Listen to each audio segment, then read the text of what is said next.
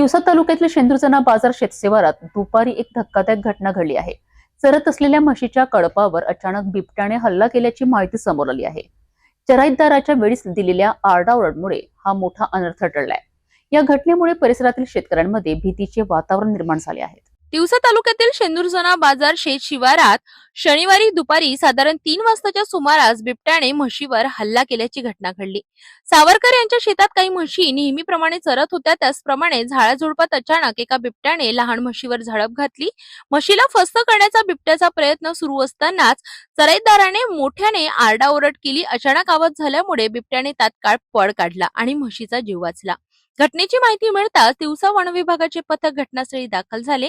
त्यांनी परिसराची पाहणी केली असून गावकऱ्यांना आणि शेतकऱ्यांना सतर्क राहण्याचे आवाहन केले. सध्या परिसरात बिबट्याच्या मुक्त संचारामुळे भीतीचं वातावरण असून वन विभागाकडून लक्ष ठेवून उपाययोजना सुरू आहेत.